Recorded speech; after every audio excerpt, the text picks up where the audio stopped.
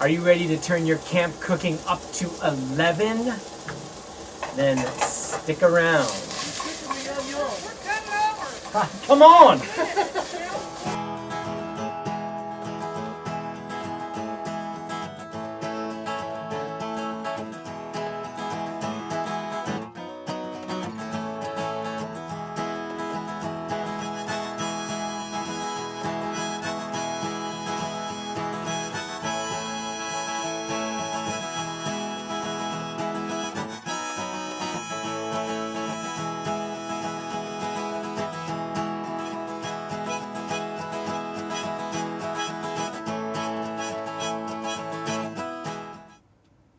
Hey everybody, this is Hutch with Freedom in a Can, and welcome to our outdoor cooking and baking seminar.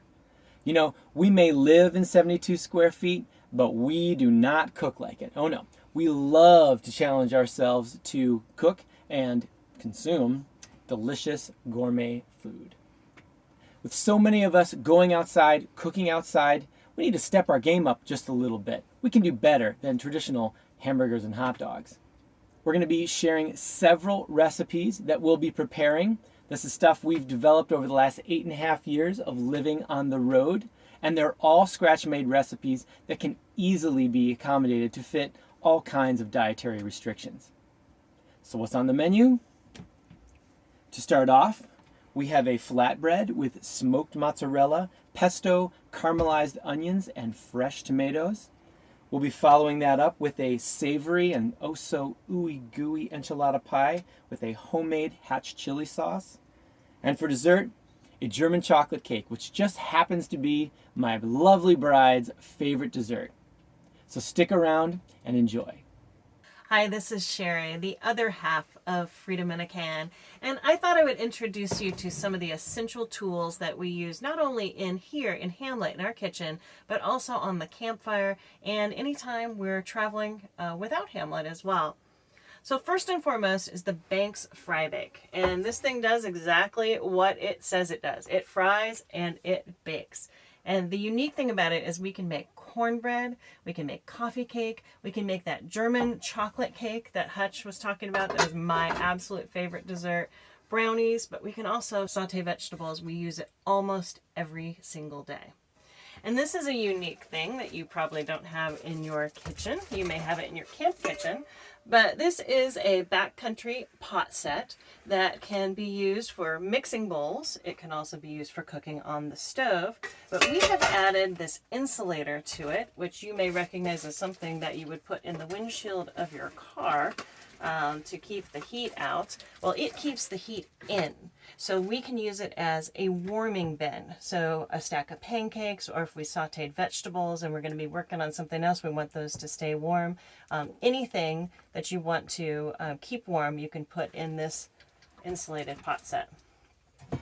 This is a fun little tool, and you may recognize this as something that would sit in a normal stock pot. Well, when we moved out of our house, we got rid of that stock pot, but we kept this. This serves as a steamer, a strainer, or colander. But this patina that's on it is as a result of the fact that it sits on a campfire and it serves as a grill basket. So we will grill vegetables inside of here. And recently Hutch figured out that it also serves as a salad spinner. So if you put wet lettuce in here and you spin it around, yes, indeed, you will have dry lettuce. So multifunctional tool, truly essential to our life. This is your standard Coleman griddle, and it turns our 2-burner propane stove, or even on a campfire, into a flat top. So we can make everything from garlic bread and scrambled eggs, paninis. We can just simply toast, but we use it almost every single day. We have a couple different tools that you probably have in your kitchen. We have a long-handed spatula that we use over the grill, and these tongs are not only for salads and such, but we also use them to move coals around in the fire, and Hutch will be showing you that a little bit later on. This is the only electric kitchen appliance that we have. This is an immersion blender, and we run on solar, so we limit our electricity as much as possible. But we use this for pestos, we use this for soups, we use this for sauces, fun cocktails. We're going to be making that from scratch Hatch chili sauce that's going to go on the enchilada pie, and we're going to be using this for that purpose. Pliers. Now, why do you consider that a kitchen tool? Well, it is the handle of this fry bake. So it has a nice solid grip on this when this is heavy and full of things. And the reason why you want a removable handle is because handles get hot on the campfire. So you can just reach in there and grab it when you need it, and that stays nice and cool. One last thing. We have a 10-inch Dutch oven. Now, this is a cast iron pot. It is a heavy mug, so you can also use it to lift weights. It's like one of those kettlebells. It's got a nice heavy lid on it. And you can use this to make lasagnas. You can bake with it. Hutch has been mastering sourdough bread baking this season. And we're going to use it to make that enchilada pie that Hutch referred to. You can also use it to make desserts. All sorts of stuff. And it lives outside because it gets a little dirty with charcoal. So that lives in our garage on the outside of our camper. So those are the essential tools that we're going to be using and cooking with. So I'm excited to get cooking. We're going to start off by making the dough for our flatbread or pizza. It's pizza dough. Now, this is a recipe that is truly foolproof. We have been using it for about 22 years now, and we have made this dough all over the world. Backpacking trips, sea kayak camping trips, here in our camper, everywhere. We've taught people how to use it as well, and it is truly foolproof. So what's in this bag, this is a big Ziploc bag, is 3 cups of flour. You can either use bread flour or all-purpose flour, a teaspoon and a half of salt, 2 tablespoons of olive oil, a package of rapid rise yeast, or you can use pizza yeast if you can find it, and about a cup of water. And you put all those ingredients here in this bag, and then you're going to use the bag to knead the ingredients. So you want to make sure this is a relatively new bag, not something that you've used a couple of times. That way you can prevent a blowout, and you don't want to have to deal with ingredients going everywhere. So all you have to do is just gently at first start kneading the ingredients together. This takes a little bit of time. But when we're doing this with other people, we pass it around and let everybody get an opportunity to knead. We've taught college students how to do this, and we work with the university. And you want to give it a good hand. You know, I've seen people kind of go like this before. That's not really kneading, and you don't want to really go after it because you'll pop the bag open. So, but you want to give it like you're getting a really good massage.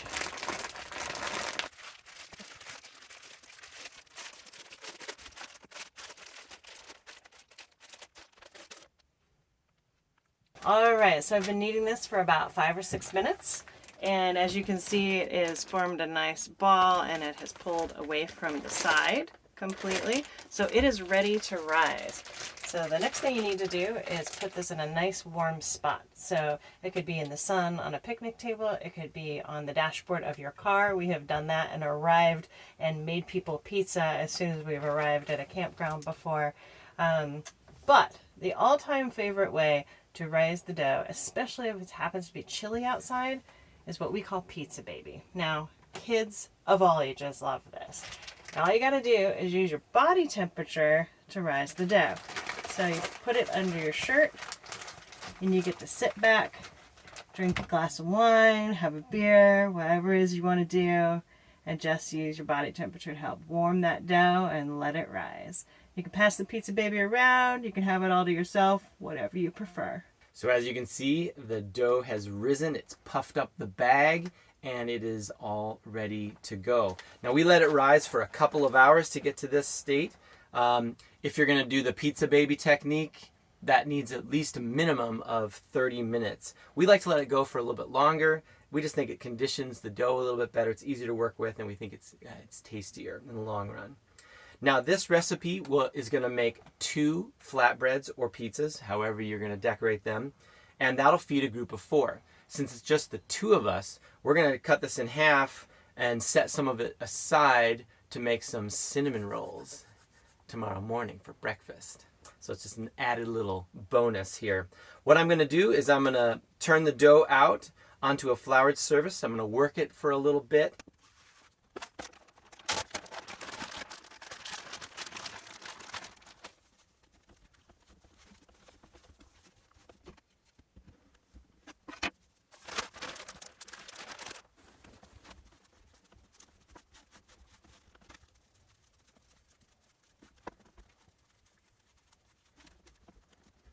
We'll be using the Banks Fry Bake to do this.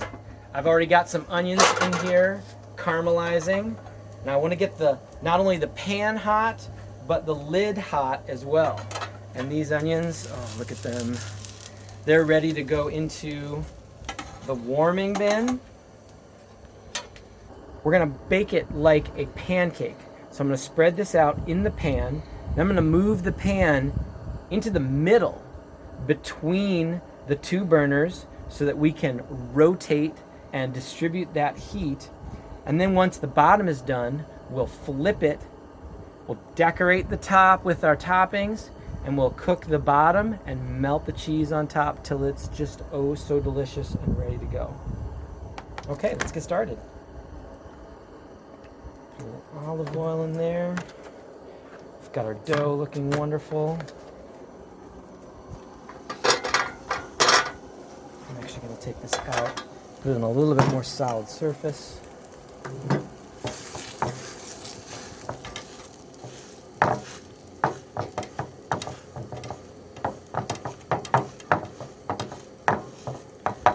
Now with this recipe, you really can't be shy on the olive oil. We're going to coat that. Now if I left the pan just over the single burner, all that heat would be concentrated right in the middle. So again, we're going to slide it right to the middle, and in order to distribute that heat, we're going to rotate the pan. I've got both burners and I've got them at about medium. So every couple of minutes, really, about maybe a minute, you're going to just give it a quarter turn, give the whole pan a quarter turn, and it'll start cooking that other side, and it'll distribute that heat evenly, and you'll get a nice crispy bottom.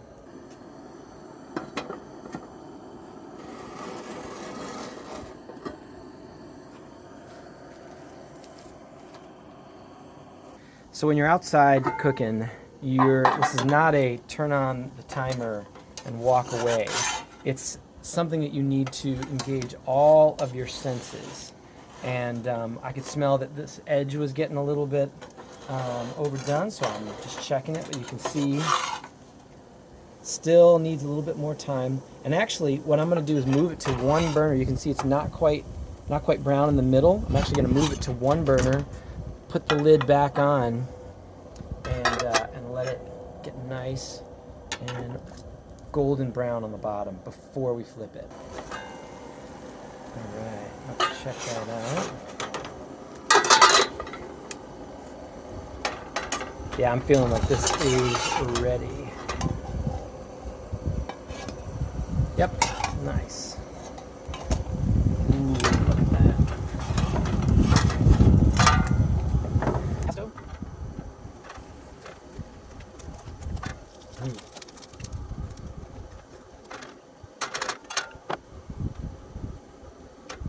Hold back on cheese.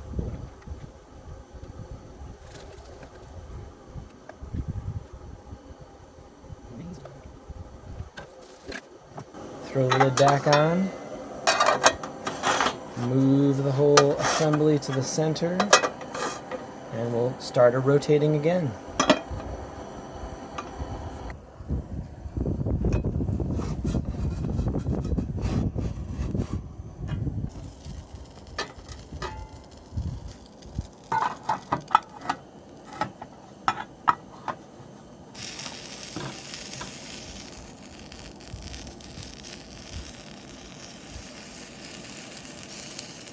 I'm hearing sizzling, I'm smelling good smells from the pan. Let's go in and check and see. That looks done to me.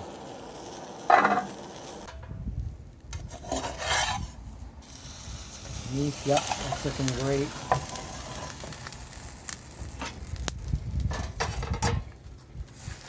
Banana.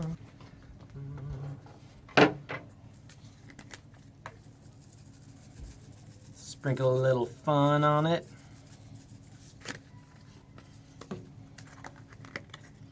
Some little touches. Oh yeah, that is the stuff.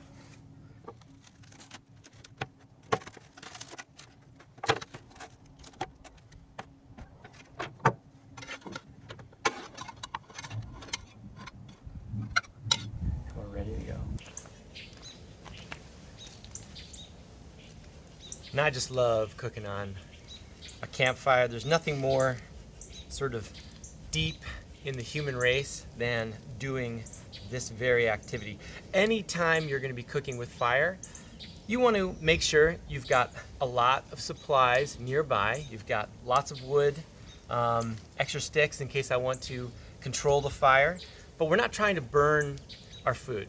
We're not trying to cook over a very hot, high flame fire. We're trying to cook over coals. So we're going to let this fire burn down as we prepare to make our enchilada pie recipe, which we'll be doing in the Dutch oven over the campfire. Now, while this fire is burning down, we can take advantage of that high heat, that high flame, and we can go ahead and saute our veggies that we're going to put in the pie with the grill basket right on top of the fire. And I've already gotten the grill basket nice and hot. And enchiladas, you know, they're kind of like lasagna. Any ingredients that you want to use for filling, any ingredients goes. We're using onions and peppers and mushrooms, and we'll also be doing a whole mix of beans as well. And we're going to do this right on the fire as well. I'm going to put a little bit of oil in here just to keep those from sticking. And these pot grips or pliers, man, they just come in handy for all kinds of things when you're cooking. And what I'm going for here is a nice caramelization of our veggies, because that caramelized just gives it so much flavor. So now these veggies, they're just looking delicious. We're gonna go ahead and put them in the pot set warmer. Keep these nice and warm while we work on the rest of the recipe. It's one way to avoid getting soot all over your pot when you're cooking on the fire is to just apply a thin layer of soap all over the bottom of the pot. And that thin layer of soap, it just helps remove that soot when you go to wash up. And that's a trick I learned from a woman who had attended one of our camp cooking seminars. And she said, "Oh, do you know the soap trick?" And I was like, "No, tell me the soap trick." So now I'm passing it on to you. Now we're just getting these beans warm, so bringing them up to a nice temperature. Whew, and that fire is nice and hot. So we've made good use of our hot fire to saute vegetables and to heat up some beans, and we want to still take advantage of that to bring the Dutch oven up to temperature. So I'm going to go ahead and put some coals around the lid. This is the great thing about the Dutch oven, is that you can put coals directly on top. But this is not the cooking fire yet. We just want to bring the Dutch oven up to temperature and get it nice and hot so it's ready to go.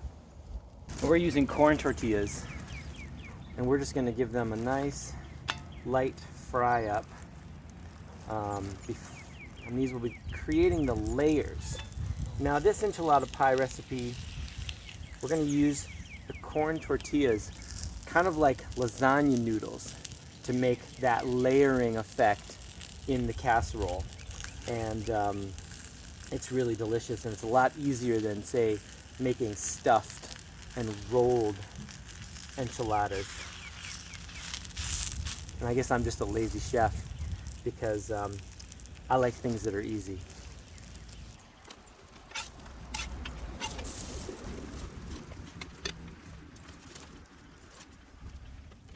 Then go right into the warming pan. So the key to this savory, ooey gooey enchilada pie is the hatch chili sauce made from scratch. Now, how we learned how to do this, we were in New Mexico visiting a friend, and we were going to make her this enchilada pie, and we asked her, hey, do you have a couple cans of enchilada sauce? And she looked at us like, what's enchilada sauce? And we said, you know, the stuff that comes in a can. And she said, no. Here in New Mexico, we make our enchilada sauce. Let me show you how. And she gave us the recipe, and we have never gone back. It's a couple of simple ingredients that we always have on hand: flour, salt, garlic powder, onion powder, some bouillon, and the key ingredient is some Hatch chili powder from New Mexico. So just add some water to that. We'll give you the recipe later. You put it in a pot, just stir it all together, and then you're going to use an immersion blender, or your blender, countertop blender will work as well. And you are going to blend this up until it's silky smooth, and then you're just going to heat it on the stove. So it's that simple.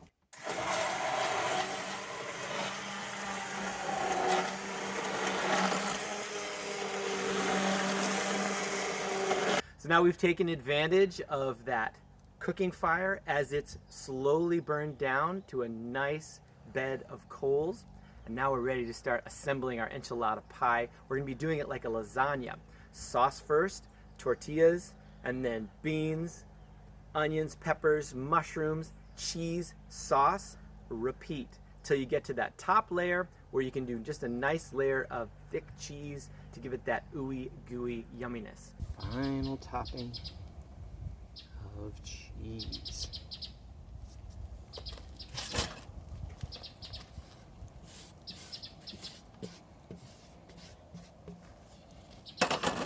See, I always think you can never have too much cheese.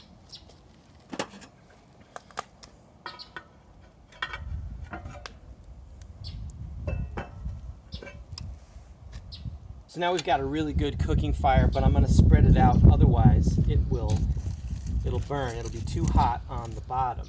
But what I like to do is keep some of the bigger coals going over here so that I have kind of a fire going on the side to keep adding fuel when I need it and if I need it.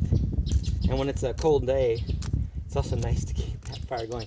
Now, right now, that is well over 500 degrees. I can only hold my hand there for about a second before it's too much. So I really got to move these coals, rake them out, and get a spot that won't be too hot for the Dutch oven. Boom, there she goes. You're cooking on an uneven heat source, so you are going to be the evenness. Just by rotating the pan around, you can rotate the pan in one direction and rotate the lid in another direction, and that's going to even out your heat throughout the enchilada. This is a great technique for baking in particular because it just really helps you distribute that heat evenly.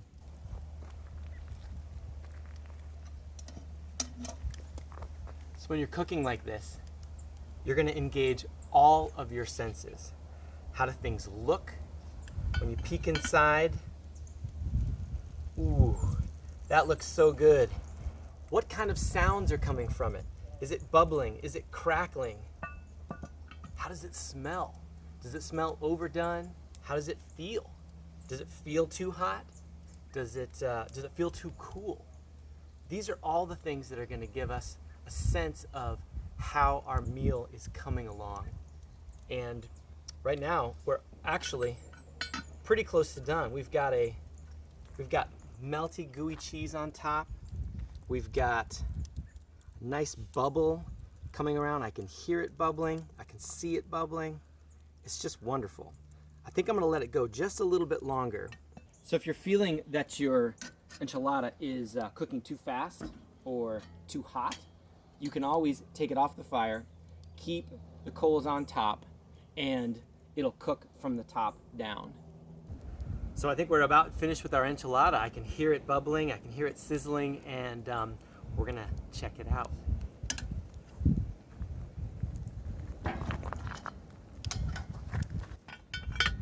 Now slowly lift so that you don't get ash in your meal. Oh my goodness, that looks so yummy. So before we serve this, we're gonna let it set up just like you would a lasagna. Ooh, just look at this. An amazing enchilada pie, ooey gooey deliciousness. And we are ready to decorate. Decorate with a little bit of yogurt. We use Greek yogurt instead of sour cream. I think it's a little bit healthier.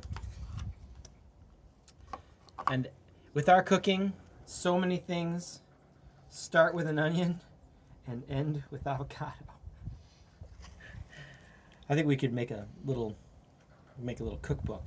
Start with an onion, end with avocado. Now what the heck? Just throw it all on there. Put that there. And then a little fun decoration, a little spicy ranch, maybe. Finish that up. And there you have it. We've all been making the enchilada pie out here. Inside, Sherry's been whipping up this delicious chocolate cake batter for our German chocolate cake. Now this recipe comes from the Moosewood cookbook. It's a vegan chocolate cake. It says a 6-minute chocolate cake, and it doesn't use eggs for leavening. It actually uses baking soda and vinegar to create that airy, light, fluffy, chocolatey, delicious. I defy you to give this to anyone and have them say, that's a vegan cake. It is so delicious.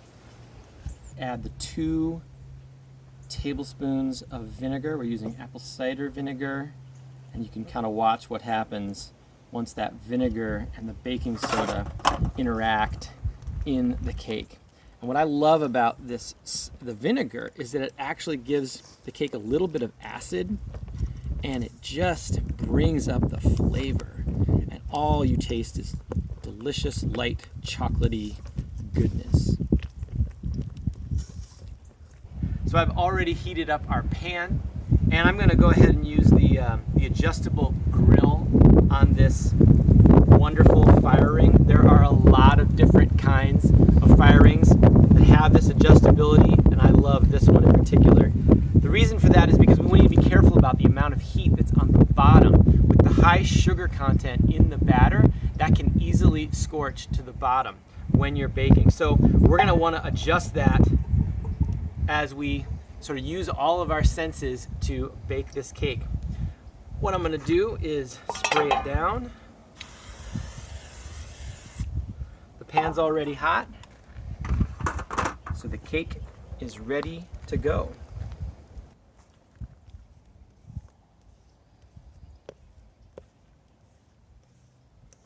And if it makes little sizzly noises, that's all a good sign.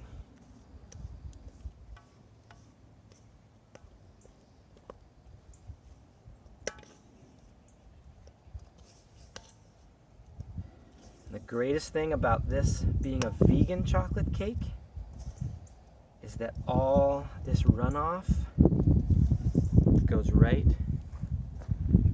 into the chef.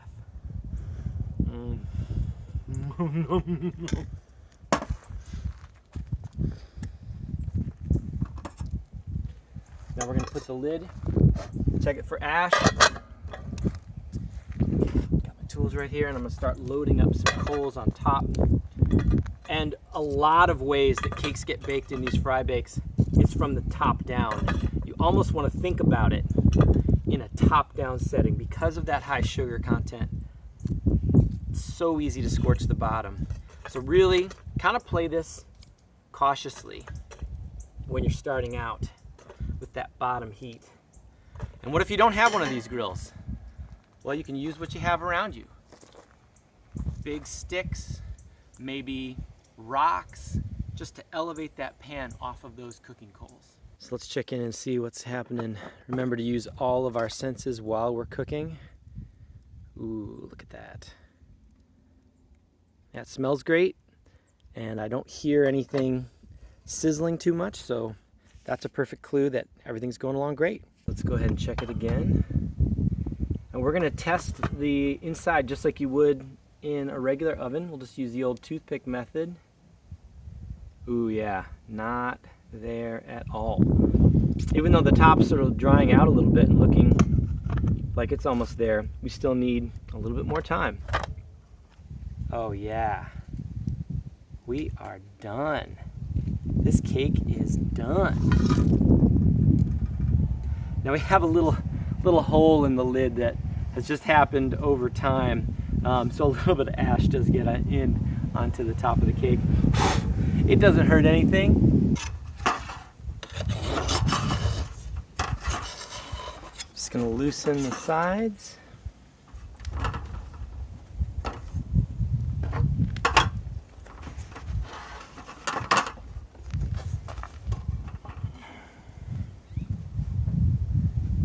Et voila.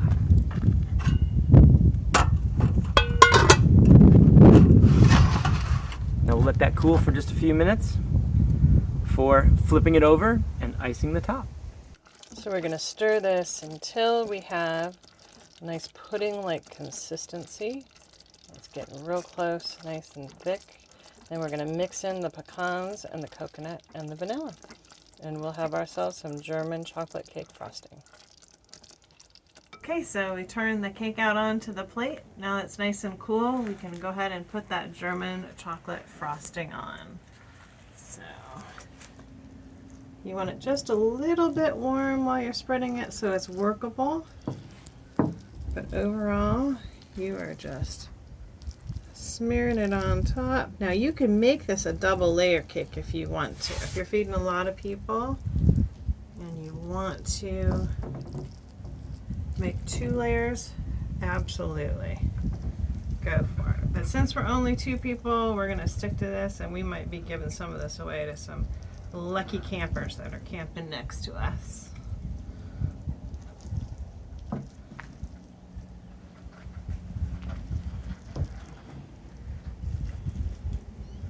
nice even coat.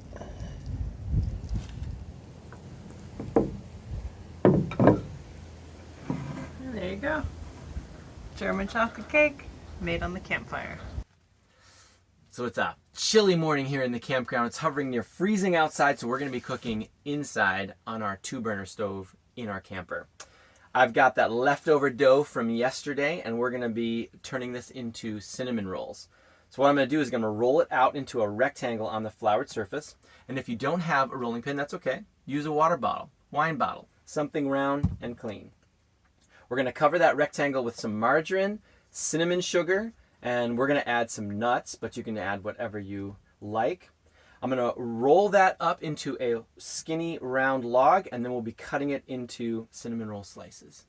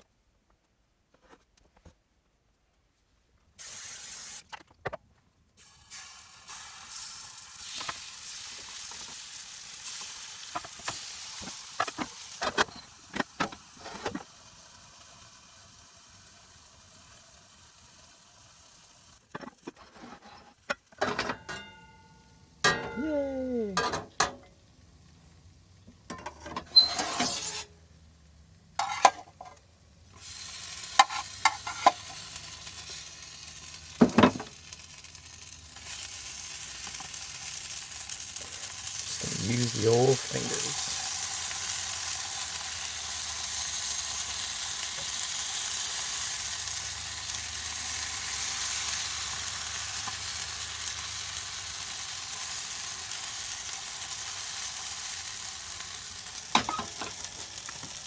So while the cinnamon rolls are baking, we're going to make a little icing. This is just a couple of tablespoons of powdered sugar. We're going to put just a little bit of milk, or any kind of soy milk, almond milk, anything like that. We're just going to mix it together. And we're going to add just a touch of lemon juice for some zest. You could also use vanilla, anything like that. And I just like to whip it up until it's all dissolved. You just need a little splash of milk for this icing. Hardly any at all.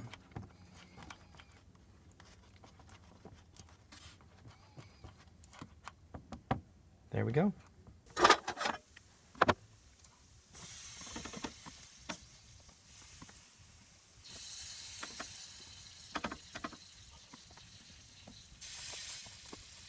Let's see how we are doing. Ooh, those look so yummy. Breakfast is ready.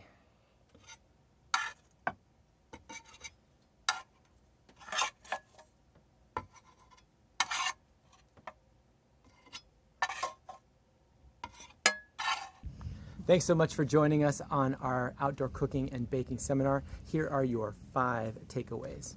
1, anytime you're cooking with fire, you want to keep it small. Controlled fire, not a big bonfire, something you can add to, take away easily.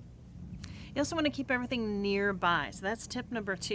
You want to make sure that you have all of your tools and everything close to you, next to the campfire or next to the outdoor grill, and that way you're not running back and forth and in the meantime something burns. So keep it nearby.